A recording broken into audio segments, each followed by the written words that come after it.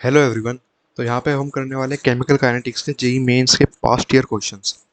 हम शुरू करेंगे ईयर 2002 से लेकर के 2020 तक जो भी सारे क्वेश्चंस आए हैं हम उन सबको कवर करेंगे। तो चलिए शुरू करते हैं क्वेश्चन नंबर 1 के साथ। ये क्वेश्चन आया था हमारा 2002 में। शुरू करते हैं। तो ये कह रहा है कि हमारे पास में दो रिएक्शंस है। पहली रिएक्शन है हमारे पास में A gives product and second reaction है बी गिव्स प्रोडक्ट। तो उसने इन दोनों के लिए रेट की इक्वेशन लिखी है जो होती है ना एक्सपेरिमेंटल वाली। तो उसने लिखी है कि minus d of A by d t is equals to rate constant into A की कंसनट्रेशन की पावर जो भी होती है वो होती है इसका ऑर्डर। रिएक्शन का ऑर्डर वही होता है। यहाँ पे हम देख सकते हैं कि पहली रिएक्शन का जो ऑर्डर है वो इन्होंने दे रखा है 0 और सेकंड का रिएक्शन है उसने 1 दे रखा है। 1 मतलब कुछ है नहीं तो 1 ही लिखेंगे हम इसको। तो इस वाली रिएक्शन का ऑर्डर हो गया हमारे पास में 1 और इस वाली रिएक्शन का ऑर्डर हो गया हमारे पास में 0। ठीक है, तो उसने पूछा है कि अब K1 and K2 are expressed in terms of molarity and time. अच्छा, मतलब K की हमें यूनिट बतानी है इस क्वेश्चन में। K की यूनिट का एक फॉर्मूला होता है यूनिट ऑफ K का। अगर हम वो याद रख सकते हैं तो सारे क्वेश्चन उससे बड़ी आसानी से हो जाते हैं। वो फॉर्मूला क्या है? मोल की पावर 1 - n इंटू लीटर की पावर n-1 पर सेकंड। डेरिवेशन पे नहीं जाना है भी इसके, बस ये फॉर्मूला बहुत सिंपल है याद करने में भी। मोल की पावर 1 - n, लीटर की पावर n-1 पर सेकंड। जहाँ पे n है वो है ऑर्डर ऑफ रिएक्शन। n है हमारे पास में ऑर्डर ऑफ रिएक्शन। ठीक है दोस्तों, सबसे पहले बोलेगी जीरो ऑर्डर रिएक्शन के लिए, तो जीरो डालते पहले हम for zero order. Zero order के लिए देख लेते हैं। जीरो ऑर्डर के लिए होगा मोल वन को लिखते नहीं, लीटर -1 पर सेकंड। और मोल पर लीटर हम लिखते हैं मोलैरिटी। तो ये हो गया मोलैरिटी पर सेकंड जीरो ऑर्डर के लिए। और अब हम देख लेते हैं फर्स्ट ऑर्डर के लिए, क्योंकि सेकंड वाली फर्स्ट ऑर्डर है उसके लिए हो जाएगा 1 - 1 जीरो, ये भी जीरो, तो इसमें हो जाएगा बस सेकंड इनवर्स। तो मोलैरिटी पर सेकंड और सेकंड इनवर्स, तो ऑप्शन नंबर डी हमारा मैच कर जाएगा यहाँ पे। तो इसके लिए ऑप्शन नंबर डी सही हो जाएगा। नेक्स्ट क्वेश्चन पे आ जाते हैं अब हम। नेक्स्ट क्वेश्चन कह रहे हैं कि for the reaction A plus two B gives C. एक रिएक्शन दे रखी है A plus two B gives C. Rate is given by, इसके लिए रेट उसने लिखा है। रेट यहाँ पे कांस्टेंट भी आता है, के आ जाएगा आगे। Rate is given by k into concentration of A into concentration of B का square. Then the order of the reaction is. उसने पूछा है कि इस रिएक्शन का ऑर्डर क्या होगा। तो हमें ये बेसिक सी बात पता होनी चाहिए कि अगर कोई ऐसे रेट इक्वेशन लिखता है, यहाँ पे 1 है, अगर कोई ऐसे रेट इक्वेशन लिखता है तो जो इनकी पावर होती है ना ये और ये, अगर हम इन दोनों को ऐड कर देते हैं तो हमारे पास ऑर्डर ऑफ रिएक्शन आ जाता है। जैसे अगर हम इसमें करेंगे तो ऑर्डर ऑफ रिएक्शन आ जाएगा हमारे पास में। ऑर्डर ऑफ रिएक्शन आ जाएगा 2 + 1 3। ठीक है, और अगर हमारे पास में कोई जनरल बात कर लेते हैं। जनरल में अगर हमें दिया हो कि रेट इज इक्वल्स टू के into concentration of A raise to the power M concentration of B raise to the power N.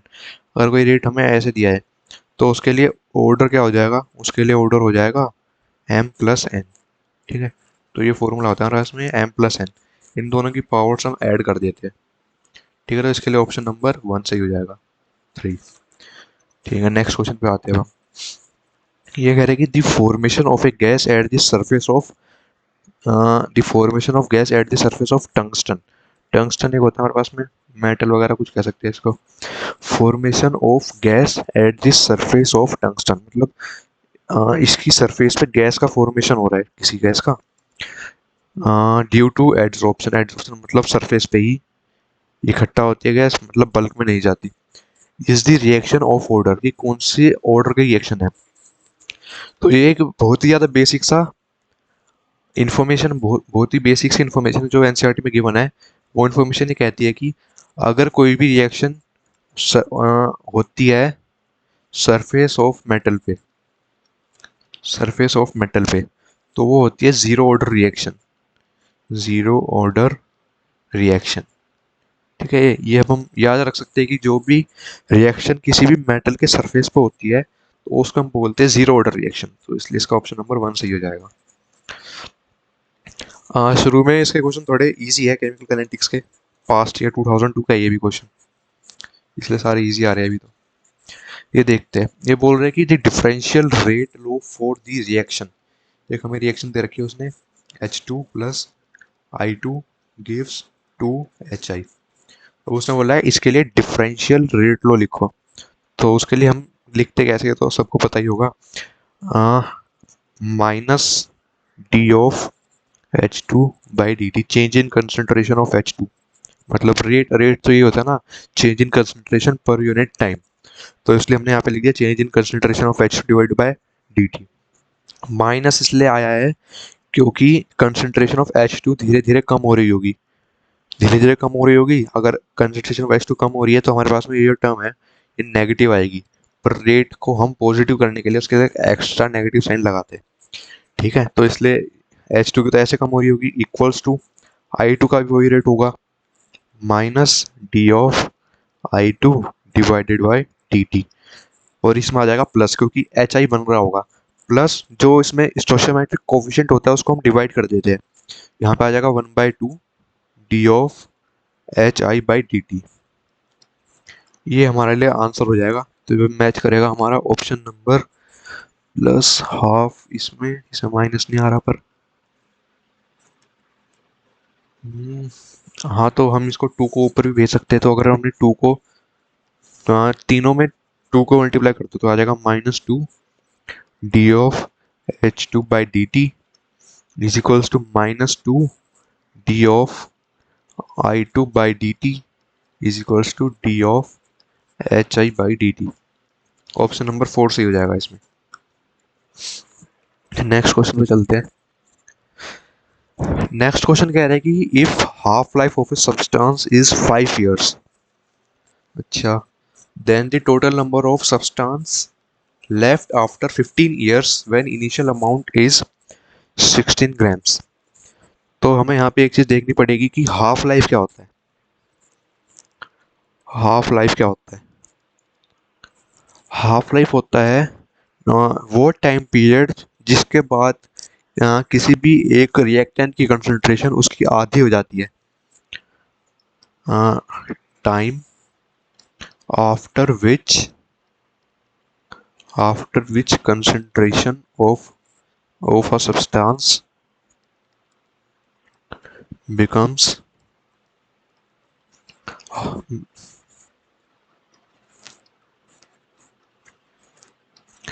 becomes half of its original amount। मान लेते हैं कि पहले किसी चीज़ की कंसंट्रेशन थी हमारे पास में ए नोट, इसकी कंसंट्रेशन ए नोट से ए नोट बाई 2 होने में जितना टाइम लगेगा उसी को हम बोलते हैं हाफ लाइफ, और इसको हम डिनोट करते हैं टी, यहाँ पे हाफ लिख देते हैं ऐसे। ठीक है, तो वो कह रहे हैं कि if the half life of a substance is 5 years, कह रहा है if the half life of a substance is 5 years, T half दे रखा है उसने 5 years, then the total amount of substance left over 15 years when the initial amount is 64 grams। वो कह रहे हैं कि इनिशियल अमाउंट थी हमारे पास में 64 ग्राम्स। ठीक है, अब वो पूछ रहे हैं कि 15 ईयर्स बाद उसकी कितनी कंसंट्रेशन हमारे पास बचेगी, मतलब कितनी अमाउंट बचेगी। तो 5 ईयर्स के बाद कितनी होगी इसकी, 5 ईयर्स मतलब हाफ लाइफ, हाफ लाइफ मतलब इसकी आधी हो जाएगी 5 ईयर्स के बाद 32 ग्राम। दोबारा देखते हैं 5 ईयर्स के बाद कितनी होगी, दोबारा से 5 ईयर्स के बाद इसकी आधी हो जाएगी, इसकी आधी तो हो जाएगी 16 ग्राम्स। दोबारा से 5 ईयर्स देखते हैं, दोबारा से इसकी हाफ हो जाएगी तो हो जाएगी 8 ग्राम्स। अगर हम टाइम का टोटल करें तो ये हो गया 5, ये हो गया 5 एंड ये हो गया 5, तो मतलब टोटल आ गया 15 ईयर्स।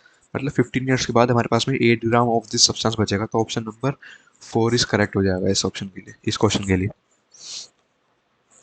नेक्स्ट क्वेश्चन पे आते हैं।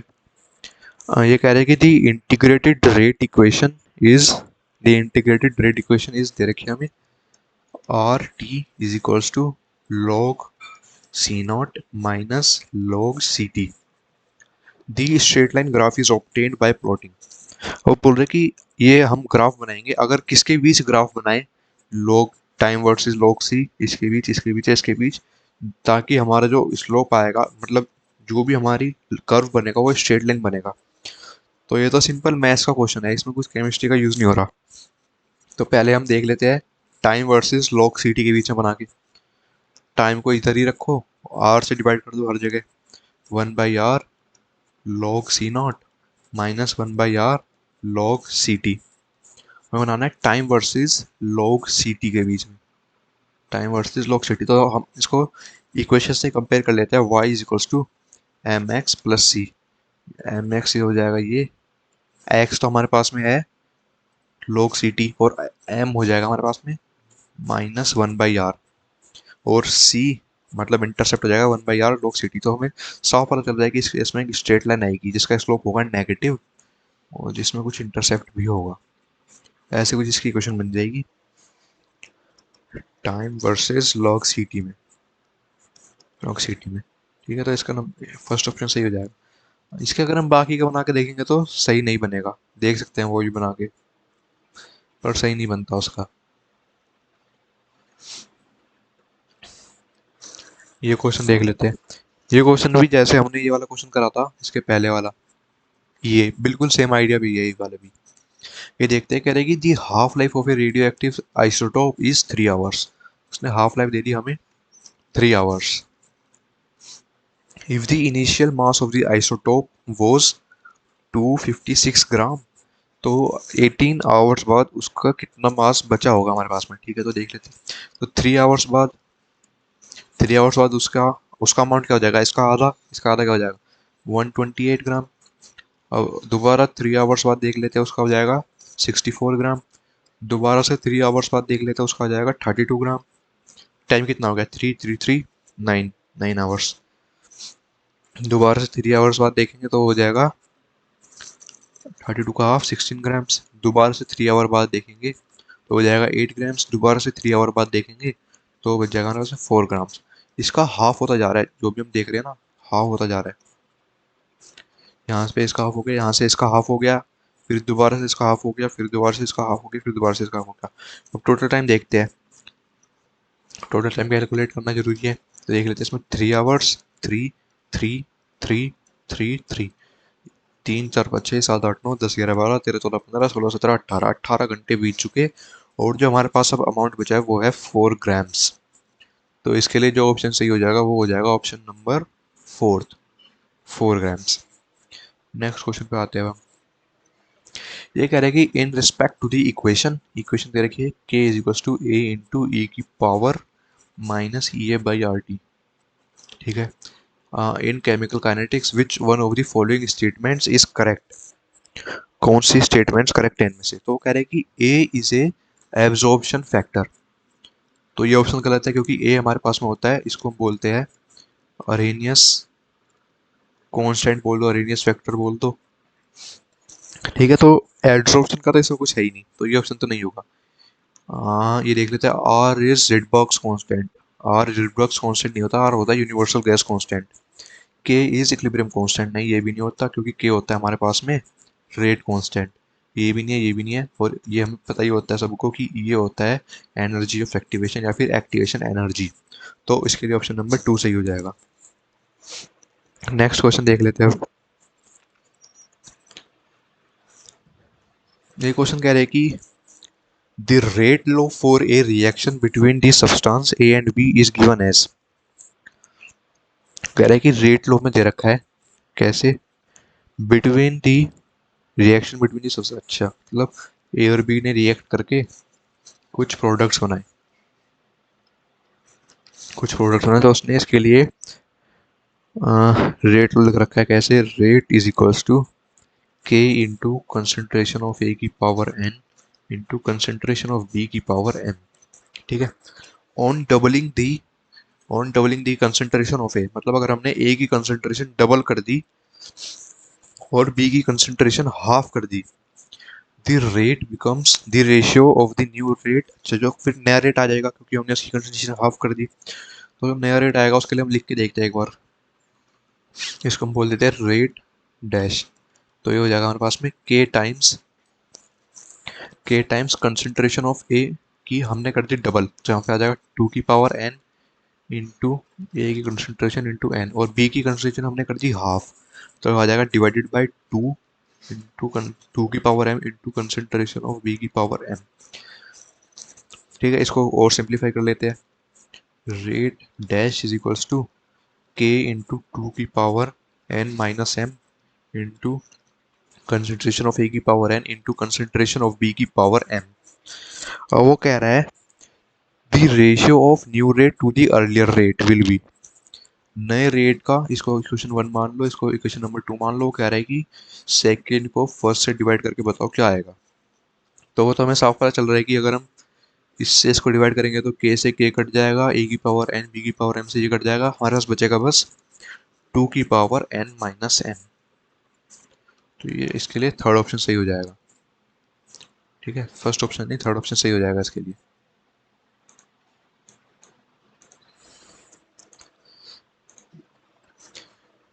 ये क्वेश्चन बस हमारा रेट इक्वेशन पे था, जो रेट लॉ हम लिखते हैं ना, उसके ऊपर ही था बस, ये बेसिक सा क्वेश्चन। नेक्स्ट क्वेश्चन देखते हैं हम। ये कह रहा है for the reaction system, reaction हमें दे रखी है उसने, two N O gas plus O two gas gives two times NO2 gas. Volume is suddenly reduced to half its pressure. Volume is suddenly, ये कह रहा है volume is suddenly reduce to its half its value by increasing the pressure. अगर हम pressure बढ़ाएंगे तो obviously बात है वॉल्यूम कम होगा। पर ये कह रहा है कि हमने वॉल्यूम इसका टू टाइम्स कर दिया डिवाइड, मतलब हाफ कर दिया इसका। If the reaction is of first order with respect to O2, उसने बोल रहा है if the reaction is of first order with respect to O2 and second order with respect to NO। मतलब अगर हम इसका रेट लिखना होगा तो कैसे लिखेंगे, रेट इज इक्वल टू के इंटू O2 की वजह से ये है फर्स्ट ऑर्डर का, और NO की वजह से ये है सेकंड ऑर्डर का। ठीक है, the rate of the reaction will be. अच्छा, ये तो पहले की हमने बना ली इक्वेशन। अब उसने बोल रहा है कि हमने इन दोनों का वॉल्यूम डिवाइड बाय, मतलब इन दोनों का वॉल्यूम हाफ कर दिया हमने। अच्छा, तो वॉल्यूम हाफ कर दिया मतलब कंसंट्रेशन, कंसंट्रेशन लिख देते हैं। कैसे लिखते हैं, equals to number of moles of solid divided by volume of solution in litres. अगर हमने इनका वॉल्यूम हाफ कर दिया तो ये तो टू का फैक्टर ऊपर चले जाएगा, मतलब कंसंट्रेशन हमने डबल कर दी, कंसंट्रेशन हमने डबल कर दी। तो यहाँ पे ना टू टाइम्स हो जाएगा और यहाँ पे भी टू टाइम्स हो जाएगा। तो जो हम नया रेट लिखेंगे वो कैसा आएगा, rate dash is equals to K times, इसको इसका डबल करा तो टू ही आ जाएगा बाहर, into two into concentration of O2। Two का स्क्वायर बाहर आएगा यहाँ पे, into four into concentration of O2। तो इसको लिखते हैं हम rate dash is equals to 8 हो जाएगा, 8K into concentration of O2 into concentration. अच्छा, यहाँ पे वो आएगा NO।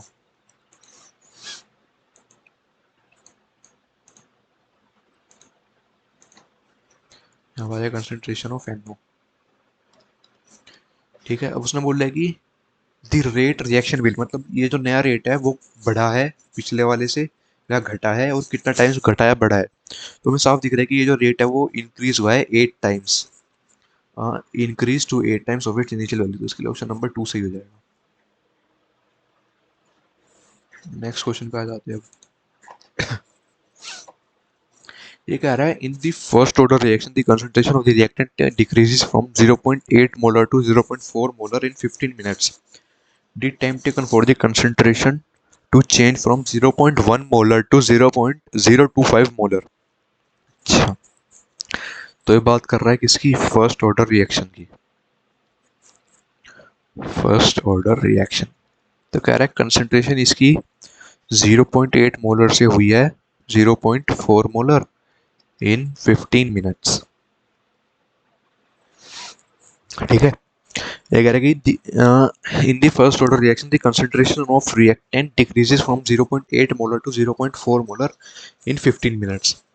The time taken for the concentration to change from 0.1 molar to 0.25 molar. तो इसके लिए हमें बेसिकली के निकाल लेना चाहिए पहले, तो वो इसकी इक्वेशन याद ही होगी सबको। K is equals to 2.303 divided by t into log of A not by A t. A not है इनिशियल कंसंट्रेशन और ए टी है concentration left after time t. ठीक है, तो क्या हो जाएगा यहाँ पे हमारे पास में 2.303 डिवाइड बाई टाइम हमें दे रखा है 15 minutes into log of log base 10 है यहाँ पे, log base 10 of A not by A T. Initial थी 0.8 और अब बची है 0.4, ये हो जाएगा 2, लॉग 2 हो जाएगा यहाँ।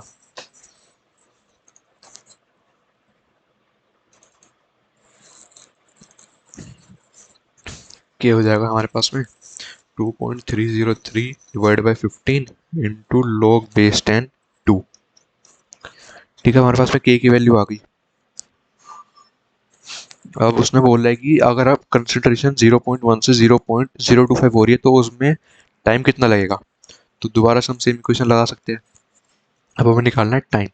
टाइम हो जाएगा 2.303 डिवाइडेड बाई के log of A not by A T. ठीक है, अब ए नॉट है 0.1 और 0.025, 0.1 से जा रहा है 0.025 पे। ठीक है, तो हम कैलकुलेट कर लेते हैं इसके लिए।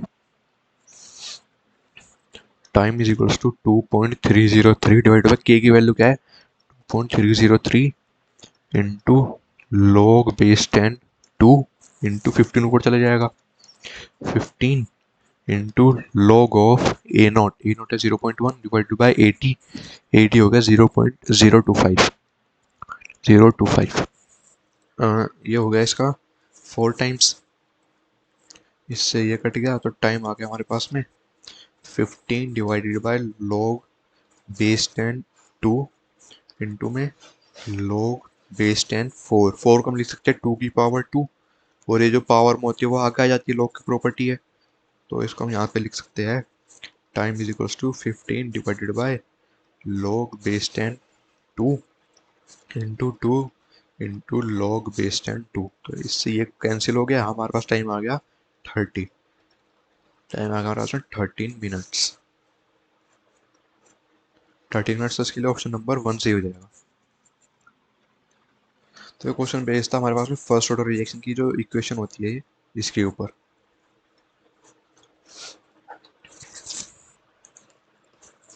नेक्स्ट क्वेश्चन देखते हैं।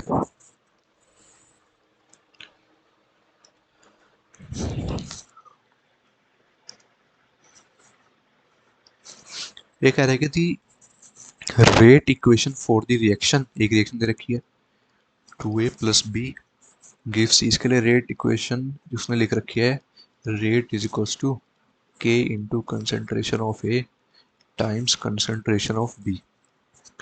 The correct statement in relation to this reaction is, ये पता चल रहा है कि यहाँ पे इसकी पावर 1 है इसकी पावर 1 है, तो ऑर्डर ऑफ रिएक्शन क्या हो गया, ऑर्डर हो गया 1 + 1 2। इसने पूछा है कि द यूनिट ऑफ के इज, यूनिट के की यूनिट क्या होगी, के की यूनिट निकालनी है हमें। तो के की यूनिट का फॉर्मूला क्या होता है, मोल की पावर 1 - n, लीटर की पावर n-1 पर सेकेंड। तो अगर हम 2 डालेंगे यहाँ पे तो आ जाएगा मोल इनवर्स लीटर की पावर 1 पर सेकेंड। तो वो ऑप्शन नंबर 1 तो सही नहीं है हमारे पास में, ऑप्शन नंबर 1 गलत हो गया। ऑप्शन नंबर 2 देखते हैं, values of A is independent of the initial concentration. अच्छा, ये उसको छोड़ो, ऑप्शन नंबर 3 देखते हैं पहले। Rate of formation of C is twice the rate of disappearance of A. देखते हैं सही क्या रहेगा। तो इसके लिए, इस इक्वेशन के लिए अगर हम वो लिखे रेट की इक्वेशन तो कैसे आएगी, -12 d of A by d t is equals to minus d of B by d t is equals to plus d of C by d t. तो उसने बात करी है सी और ए के बारे में। ऐसा बोला है rate of formation of C is twice the rate of disappearance of A. मतलब कि जो सी बनेगा वो दुगनी तेजी से बनेगा जितनी कि ए कम हो रहा होगा। और यहाँ पे तो हमें उल्टा ही दिख रहा है क्योंकि rate of formation of C half है rate of disappearance of A के। तो ऑप्शन नंबर 3 भी गलत हो जाएगा। ऑप्शन नंबर 4 देखते हैं, T half is constant. T half, ये याद रखना पड़ेगा कि टी हाफ कांस्टेंट होता है only for first order reaction, only for first order reaction. उसकी वैल्यू होती है हमारे पास में 0.693 डिवाइड बाई के।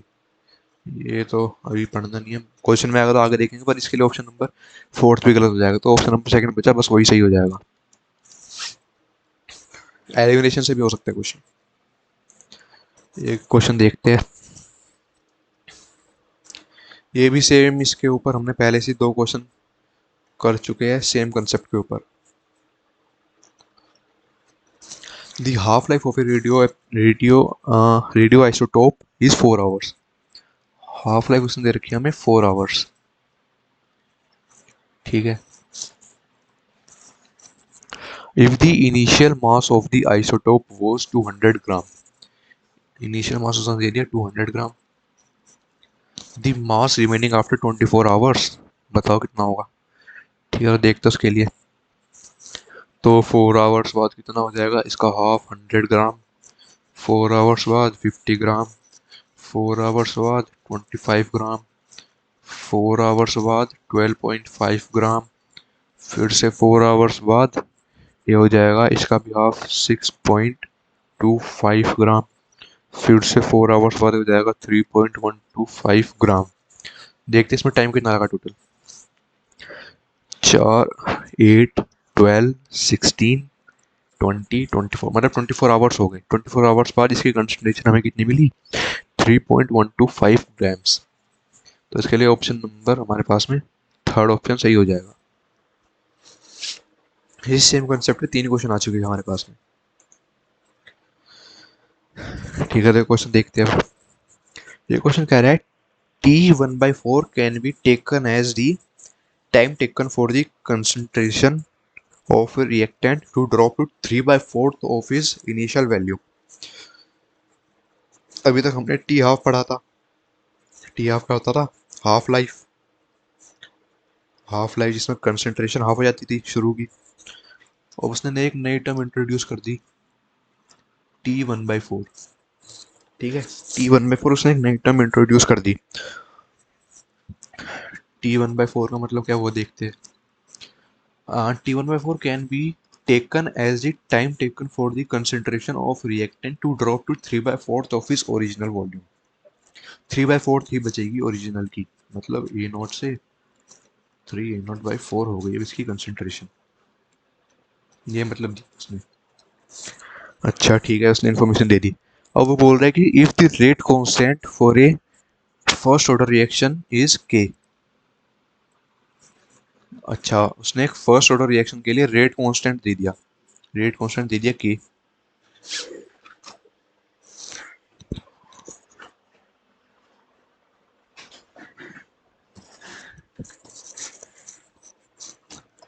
उसने हमें एक फर्स्ट ऑर्डर रिएक्शन के लिए रेट कांस्टेंट दे दिया के, ठीक है जी। T1/4 can be written as, तो T1/4 कैसे लिखेंगे उसके लिए, तो हमें पता होता है कि फर्स्ट ऑर्डर रिएक्शन के लिए कैसे लिखते हैं हम, जैसे डिराइव कर लेते हैं ए गिव्स प्रोडक्ट्स, ठीक है। तो minus concentration of d of A by d t is equals to K times concentration of A की पावर 1 ही होगी यहाँ पे, ये तो पता ही है कि 1 ही होगी क्योंकि फर्स्ट ऑर्डर रिएक्शन है। अब ये डिफरेंशियल इक्वेशन को हम सोल्व कर सकते हैं, तो यहाँ पे आ जाएगा डी ऑफ ए बाई ए की कंसंट्रेशन इज इक्वल्स टू में माइनस के डी टी। इसको इंटीग्रेट कर देंगे हम ए नॉट से ए टी तक, इसको इंटीग्रेट कर दो 0 से टी तक, तो हमारे पास में आ जाएगा यहाँ पे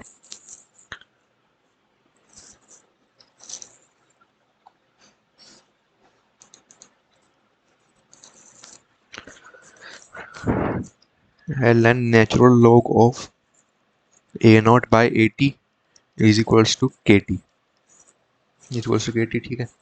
अब हम इसको नेचुरल लॉग को log 10 में कन्वर्ट कर लेते हैं, उससे आ जाएगा K t is equals to 2.303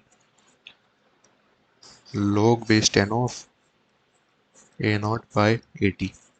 अच्छा, उसने के तो हमें दे रखा है क्वेश्चन में कि के की वैल्यू हमें के ही लेनी है और हमें टाइम निकालना है T1/4, मतलब जब उसकी कंसंट्रेशन ए नोट से 3 A0/4 हो जाएगी। तो सॉल्व करते हैं इसको, T1/4 हो जाएगा हमारे पास में 2.303 डिवाइडेड बाई के log ऑफ ए नॉट हमारे पास में ए नॉट ही है, और ए टी हो गया हमारे पास में 3 A0/4, वो ऊपर चला जाएगा। ठीक है, तो हमारे पास में T1/4 की वैल्यू क्या आ जाएगी, 2.303 डिवाइडेड बाई के, ए नॉट से ए नॉट गया, ये लॉग बेस 10 है, लॉग बेस 10 4 की वैल्यू होती है हमारे पास में 0.602, माइनस इसकी होती है 0.477। इसको सोल्व करेंगे तो हमारे पास में आएगा T1/4 is equals to 2.303 divided by K times 602477, 7 8 8 9 10 11 12 5, यहाँ बचा 9, यहाँ 2 4 1 5, 0.125, 2303 इंटू 125 कर सकते हैं इजीली।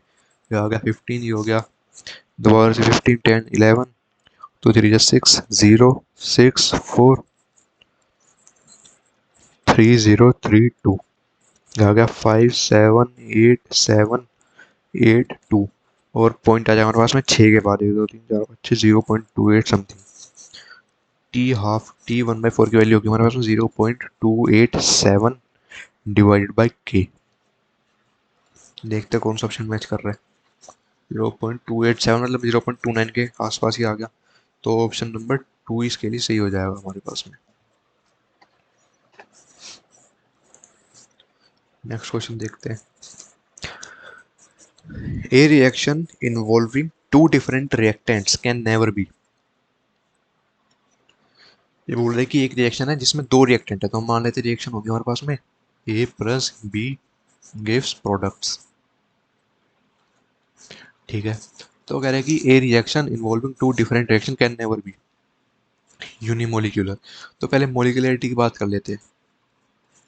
मोलिकुलरिटी होता क्या है? मोलिकुलरिटी होता है कि number of molecules colliding in reactant to form products, मतलब जितने नंबर ऑफ रिएक्टेंट्स है। जैसे अगर मैं रिएक्शन लूँ A plus B give C, तो इसमें दो हमारे पास मॉलिक्यूल्स है, तो इसकी मोलिकुलरिटी हो जाएगी 2। ठीक है, जैसे अगर मैं रिएक्शन लूँ 2A plus B give C, तो इसकी मोलिकुलरिटी हो जाएगी हमारे पास में 3, क्योंकि यहाँ पे दो ए के मॉलिक्यूल्स है और एक बी का है। ठीक है, तो वो बोल रहे हैं कि ये हमारे पास में रिएक्शन है एक ए प्लस एक बी। तो बोल रहे हैं कि ये क्या हो सकता है भाई, यूनिमोलिकुलर हमारे पास बिल्कुल भी नहीं हो सकता, क्योंकि यहाँ पे तो दो रिएक्टेंट्स है। और यूनिमोलिकुलर हो सकता था तब जब उसमें ए से कुछ प्रोडक्ट्स मिल रहे होते, तभी यूनिमोलिकुलर होता था। यूनिमोलिकुलर तो हो ही नहीं सकता, तो इसके लिए पहला ही ऑप्शन ही सही हो जाएगा, यूनिमोलिकुलर नहीं हो सकता ये। फर्स्ट ऑर्डर रिएक्शन हो सकता है अगर इसकी कंसंट्रेशन हम लिख दे A⁻1 B⁻0, या फिर A⁻0 और B⁻1, ये भी हो सकता है। सेकंड ऑर्डर रिएक्शन भी हो सकता है, 1 1 हो जाएगा। बाई मोलिकुलर भी हो सकता है, ये वाली रिएक्शन तो बाई मोलिकुलर है, ये वाली रिएक्शन बाई मोलिकुलर है ही हमारे पास में। ठीक है, तो इसका ऑप्शन नंबर 1 सही हो जाएगा। नेक्स्ट क्वेश्चन देखते हैं।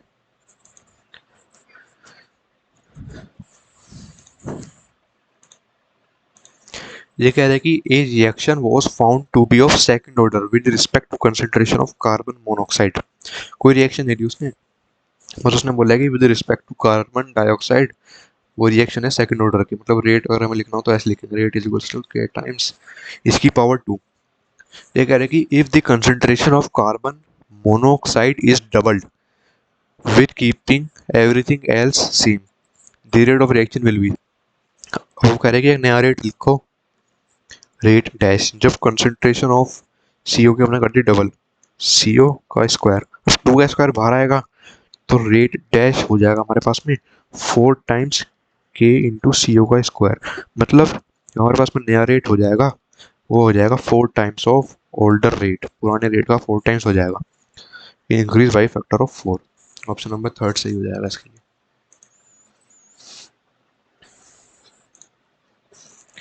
ये क्वेश्चन देखते हैं। ये क्वेश्चन कह रहा है कि the following mechanisms has been proposed for reaction of NO with Br2 to form NaOBr। अच्छा, तो हमारे पास में दो तरीके की जो हमारे पास में रिएक्शंस होती है ना, वो दो तरीके की होती है। एक तो एलिमेंट्री रिएक्शन, एलिमेंट्री और सिंपल रिएक्शंस, और जो सेकंड टाइप की होती है हमारे पास में होती है कॉम्प्लेक्स रिएक्शंस। कॉम्प्लेक्स रिएक्शन में होती है दो या दो से ज़्यादा रिएक्शंस जिसमें मिली होती है। एलिमेंट्री रिएक्शन मतलब बस एक सिंपल सी रिएक्शन। तो अब जो यहाँ पे इसने रिएक्शन दिए है ये दो, ये है हमारे पास में कॉम्प्लेक्स रिएक्शंस। ठीक है, ये कह रहे हैं कि the following mechanisms has been proposed for the reaction of NO with Br2। NO के हमने रिएक्शन करवाई Br2 से, यहाँ पे प्लस आना चाहिए, यहाँ पे भी प्लस आना चाहिए। वो कह रहा है कि the following mechanisms have been proposed for the reaction of NO with Br2 to form NaOBr। हमें ये बनाना है, हमने ये लिया और ये लिया था हमने, और हमें बनाना है ये NaOBr। If the second step is the rate determining step, the order of the reaction with respect to NO is। तो रेट डिटरमाइनिंग स्टेप मतलब क्या होता है कि रेट डिटरमाइनिंग स्टेप होता है जो भी हमारे रिएक्शन में स्लोएस्ट स्टेप होते हैं ना, स्लोएस्ट स्टेप इन रिएक्शन, वो ही हमारे पास में होता है रेट डिटरमाइनिंग स्टेप, मतलब रेट उसी पे डिपेंड करता है। ठीक है, तो जब हम उसकी रेट लो लिखते हैं के इंटू जो स्लो स्टेप होता है ना, बस उसी की कंसंट्रेशन हम लेते हैं। जो स्लो स्टेप में होता है बस उसी की कंसंट्रेशन लेते हैं। जो फास्ट रिएक्शन में होते हैं, इक्विलिब्रियम होता है, हम उसकी रिएक्शन नहीं लेते। तो ये कह रहे हैं कि the following mechanisms have been proposed for the reaction of NO and this, if the second step is the rate determining step, the order of reaction with respect to NO। NO की वजह से rate क्या होगा, ये रहा हमारे पास में NO यहाँ पे हमारे पास में एक ही है, तो उसकी वजह से जो हमारे पास में रेट हो जाएगा वो हो जाएगा 1।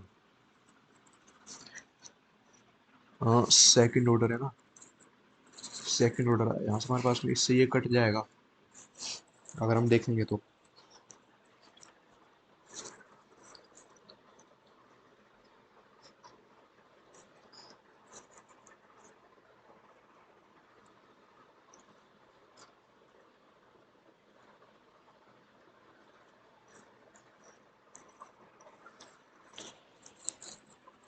ठीक है, तो अगर हम इसके लिए एक रिएक्शन लिखे जो फर्स्ट हमें दे रखी है,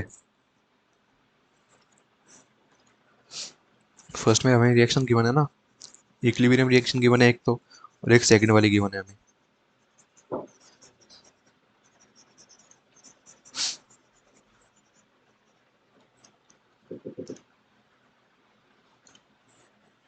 अगर हम देखते हैं पहली वाली रिएक्शन के लिए, पहली वाली है इक्विलिब्रियम रिएक्शन, तो उसके लिए के इक्विलिब्रियम हम कैसे लिख सकते हैं।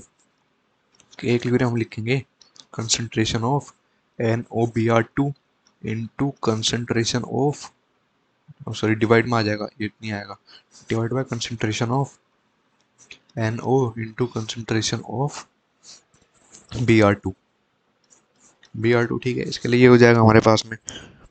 तो हमें ज़रूरत है इसमें NaOBr का निकालने की, क्योंकि अगर हम इसमें लिखेंगे रेट की इक्वेशन तो उसमें NaOBr हमें नहीं चाहिए। ठीक है, तो यहाँ से हम NaOBr की निकालते हैं। कंसंट्रेशन ऑफ NaOBr हो जाएगी K equivalent times NO into Br2। ठीक है, अगर हम अब हम लिखते हैं सेकंड वाले के लिए, सेकंड वाले के लिए रेट लिखेंगे तो रेट कैसा हो जाएगा, rate is equals to concentration of NaOBr। उसने बोल रहा है कि the second step is the determining step, the order of the reaction respect to NO is NaOBr into NO, ये लिख सकते हैं हम। ठीक है, अब हमें NaOBr Na के भी आएगा, NaOBr की कंसंट्रेशन अब इक्वेशन नंबर 1 से डाल देते हैं हम इसमें, वो आ जाएगी K इंटू के equilibrium into Br2 into NO का स्क्वायर। ठीक है, तो यहाँ से हम लिख देंगे इसको रेट इज इक्वल्स टू के डैश लिख सकते हैं क्योंकि ये भी कांस्टेंट है, तो ये भी एक नया कांस्टेंट आ गया, ये हो जाएगा Br2 इंटू NO का स्क्वायर। तो मतलब विद रिस्पेक्ट टू NO हमारे पास में ऑर्डर हो जाएगा 2, डी ऑप्शन सही हो जाएगा। तो ये एक अलग ही कैटेगरी का क्वेश्चन आया है इक्विलिब्रियम और इसको मिक्स करके, तो ये क्वेश्चन देख सकते हैं, थोड़ा सही क्वेश्चन है।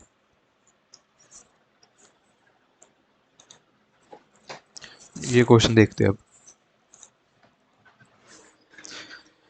ये कह रहा है rate of reaction can be expressed by Arrhenius equation. Arrhenius equation हम कैसे लिखते हैं? K is equals to A into e की power minus E A by R T. ठीक है।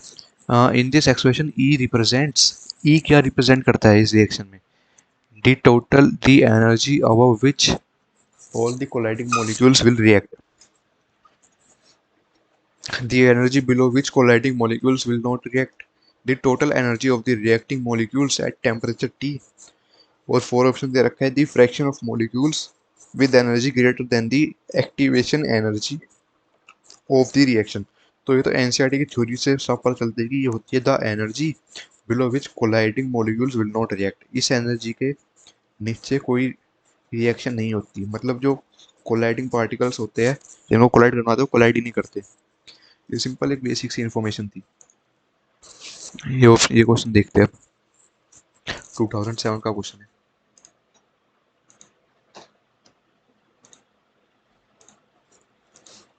ठीक है, तो इसको देखते हैं। कह रहा है कंसिडर दी रिएक्शन, एक रिएक्शन दे रखी है उसने, 2a plus B gives products. ठीक है, ये 5 नहीं आएगा यहाँ। When concentration of B alone is doubled the half life does not change. तो इसके अलावा अगर हम रेट लिखेंगे तो कैसे लिख सकते हैं? Rate is equals to K, wait a minute,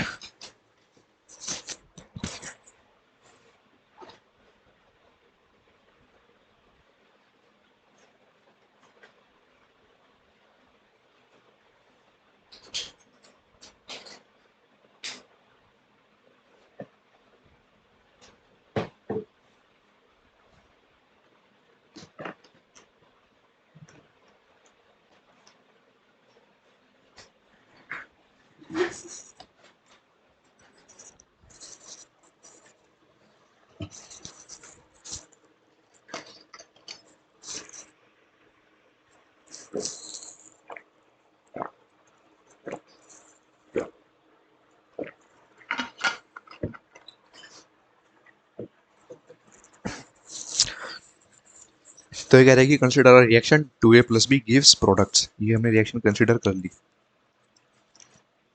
अब ये कह रहा है इसके अच्छा इसके लिए रेट कैसे लिखेंगे हम? के टाइम्स कंसंट्रेशन ऑफ ए की power m into concentration of B की पावर एन। एम और एन हमने इसे लिखा है क्योंकि हमें पता नहीं कि कौन से ऑर्डर की रिएक्शन है, इसलिए हमने ये लिख दिया। अब ये कह रहा है when concentration of B is doubled, जब बी की कंसंट्रेशन हमने डबल कर दी, the rate the half life did not change. उसने बोला कि half life does not change, does not change. और हाफ लाइफ किसके लिए चेंज नहीं होती वो हमने देखा था अभी। कौन से क्वेश्चन में देखा था?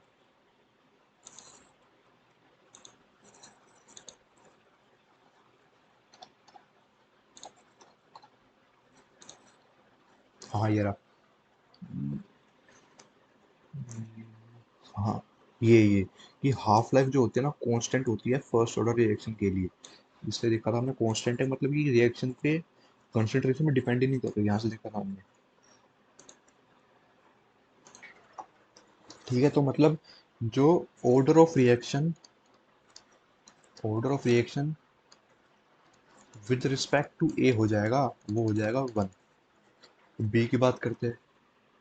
अच्छा बी के लिखा था उसने, बी के साथ हो जाएगा 1 when the concentration of A alone was doubled.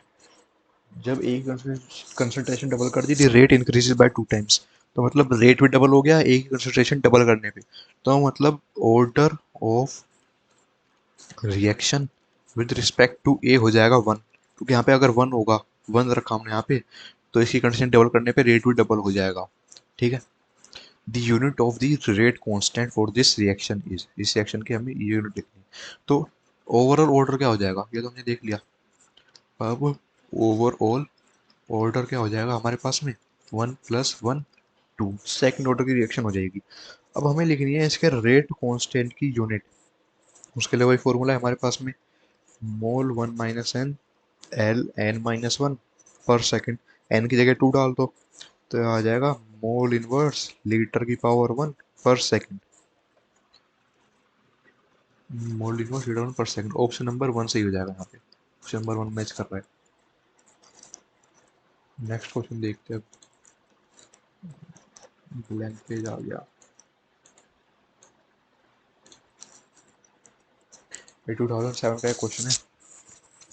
ये कह रहा है कि दी energy of activation for forward and backward reaction, the energy of activation for forward activation energy होती है ना ये, for forward and backward reaction A2 plus B2 this 2AB और this and this. For forward के लिए क्या दे रखी है उसने, ये फॉरवर्ड, फॉरवर्ड उसने दे रखी है 180 किलो जूल्स पर मोल, और उसने दे रखी है activation energy for backward reaction 200 kilo joule per mole, उसने दे रखी है। तो कह रहा है the presence of catalyst lowers the activation energy of both ये forward and backward reaction by 100 kilo joule. ये हमें पता लगना चाहिए कि कैटलिस्ट, कैटलिस्ट को यूज करते हैं तो क्या होता है, कैटलिस्ट को यूज करने से वो एक्टिवेशन एनर्जी कम कर देता है। Catalyst decreases the activation energy, decrease the activation energy of A reaction.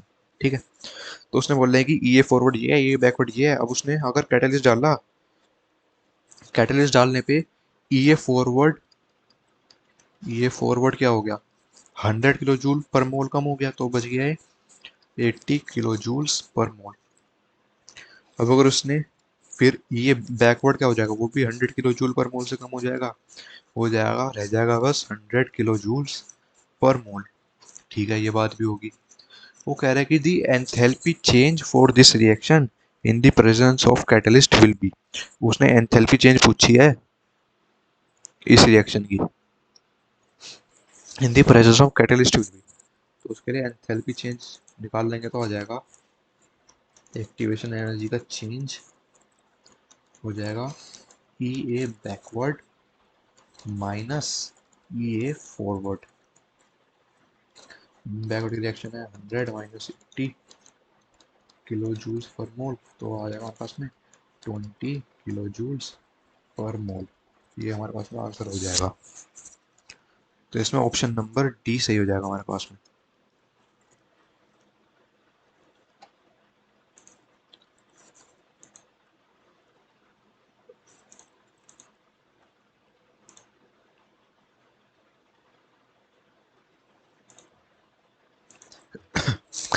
ये कहते हैं कि फॉर ए रिएक्शन, एक रिएक्शन दिया उसने, half A gives two B, एक रिएक्शन है, rate of disappearance of A is related to rate of appearance of B by the expression. अच्छा, ये तो बस वही हो गया सिंपल सा जो हम लिखते थे, तो ये जाएगा -2 ऑफ, क्योंकि हाफ से डिवाइड करेंगे तो ऊपर 2 आ जाएगा, d of A by d t is equals to half of d of B by d t.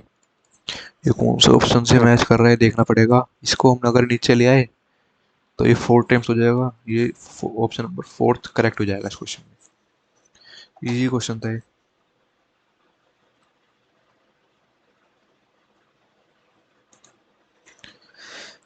ये क्वेश्चन देखते हैं। क्वेश्चन कह रहे हैं कि दी half life period for a first order reaction is 3.6.93 minutes. Half life for a first order reaction, उसने पहले बोल दिया कि रिएक्शन है फर्स्ट ऑर्डर, उसके लिए उसने हाफ लाइफ दे रखी है हमें 6.93 मिनट्स, मतलब इतने मिनट बाद रिएक्टेंट की कंसंट्रेशन उसकी हाफ हो जाएगी। ठीक है, अब वो कह रहा है कि जी time required for completion of 99% of the chemical reaction will B.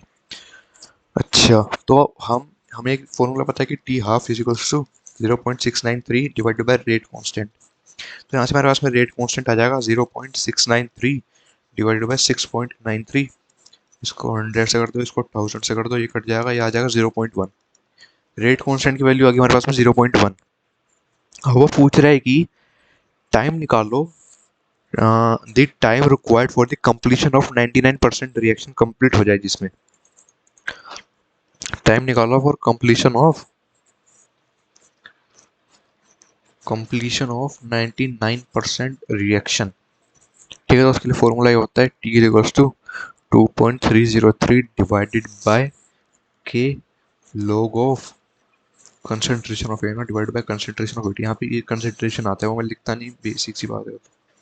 ठीक है, तो यहाँ पे टी आ गया 2.303 डिवाइड बाय के की वैल्यू है 0.1 into log of A note, तो ए नोट ही रहेगा। अब कंसंट्रेशन उसकी 99% चली गई, तो हमारे पास बची कितनी? 99% चली गई तो बची कितनी? कंप्लीशन 99% कंप्लीट हो गया, तो 1% हमारे पास में रिएक्शन बची है। ए नोट इंटू 100, 1% का ही हो जाएगा, इससे कट जाएगा। लॉग 100 की वैल्यू 2 होती है, तो टाइम आ जाएगा हमारे पास में 2.303 इंटू 2 इंटू 10, ये हो जाएगा 4.606 into 10 is equal to 46.06 minutes, या आवर्स जो भी दे रखे यूनिट, ये हो जाएगा 46.06 मिनट्स। ऑप्शन नंबर 3, ये भी फर्स्ट ऑर्डर पे बेस्ड था, सिंपल सा क्वेश्चन। ये देखते हैं, ये कह रहा है हमें the time for half life period of a certain reaction.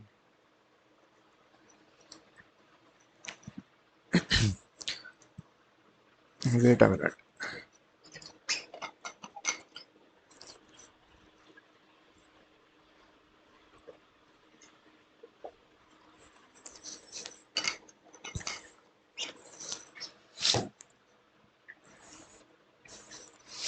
ये कह रहा है कि the time for half life period of a certain reaction A gives products. Reaction इससे सही नहीं लिखा है यहाँ पे, क्वेश्चन में सही नहीं है। A gives products is 1 hour, time half दे दिया उसने 1 hour. When the initial concentration of reactant A is 2 mole per litre. ठीक है, initial concentration they the 2 mole per litre. How much time does it take for its concentration to come from 0.5 टू 0.25 mole per litre if it is zero order reaction. उसने बोल दिया कि zero order reaction है, zero order. ठीक है, तो zero order के लिए हम कैसे लिखते हैं? Minus d of A by d t is equals to के इंटू ए की पावर जीरो। ए की पावर जीरो तो वो नहीं हो जाएगा हमारे पास। ठीक है, ये हो गया, तो हमारे पास में आ गया D of A is equals to minus K D T. Integrate कर दो बोथ साइड, जीरो से टी, इसको कर दो ए नॉट से ए टी तक। ठीक है, इसको इंटीग्रेट करेंगे अब हम, तो ये आ जाएगा A naught minus A T is equals to के टी। यहाँ का माइनस मैंने इसमें एडजस्ट कर दिया इसमें। ठीक है, तो ये आ गया हमारे पास में। तो अब क्वेश्चन देखते हैं। क्वेश्चन कह रहा है कि इफ द टाइम फॉर, अब इसमें भी एक फॉर्मूला आता है हाफ लाइफ का फॉर्मूला, यहीं से देख लेते हैं हम कि हाफ लाइफ में कितना टाइम लगेगा। इसी को ही मैं ऊपर लिख रहा हूँ फॉर्मूले को, ये आ जाएगा हमारे पास में A naught minus A T is equals to के टी। हाफ लाइफ मतलब ए की concentration A not by two हो गई, के टी आ गया A not by two k is equals to time half. ये फॉर्मूला याद रख लेते हैं, वैसे ड्राइव हो जाता है आसानी से कि T half is equals to A not by two K है यहाँ पे रेट कांस्टेंट। ये कह रहा है कि टाइम लग रहा है 1 घंटा इसकी कंसंट्रेशन को हाफ होने में, तो यहाँ से हमारे पास में के की वैल्यू आ जाएगी, हाँ, जब कंसंट्रेशन है उसकी 2, 2/2 इंटू 1 आवर, के की वैल्यू हो गई 1।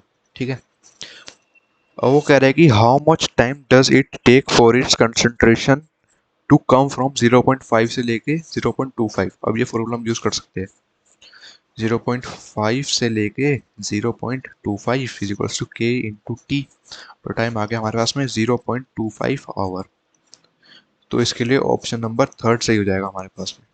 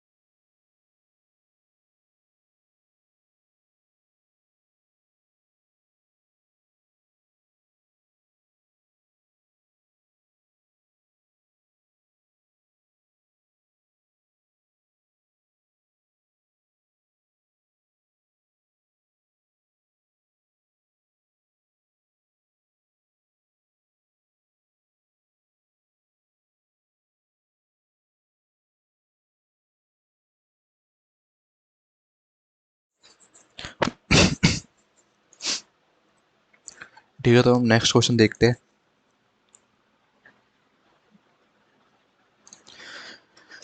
नेक्स्ट क्वेश्चन कह रहा है कि कंसिडर द रिएक्शन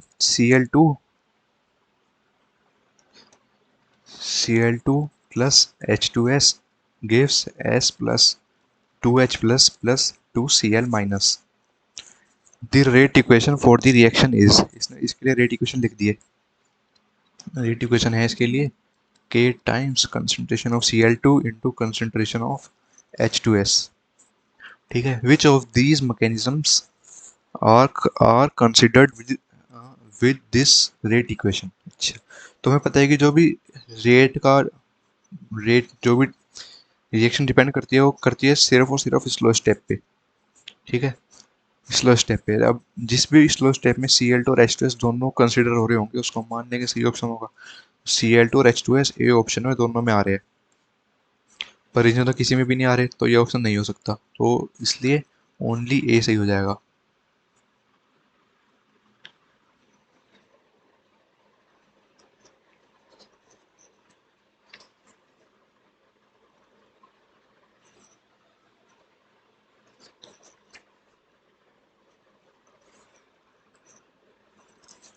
इसका ऑप्शन फोर्थ सही हो जाएगा, ओनली ए।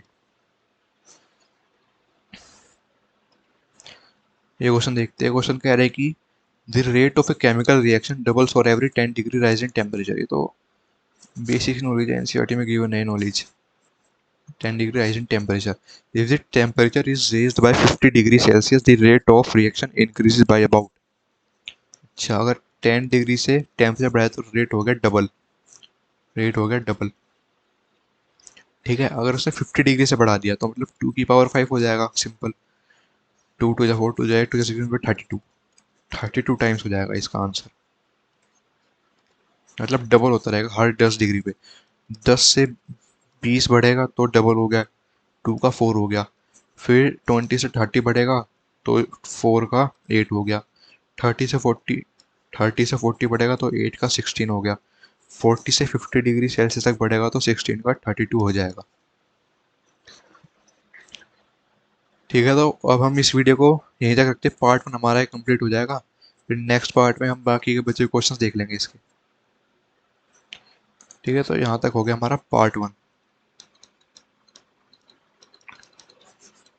पार्ट 1 कंप्लीट हो गया यहाँ तक। 2011 तक के हमने क्वेश्चन देख लिए। जो भी अब बच रहे होंगे वो हम नेक्स्ट वीडियो में देख लेंगे।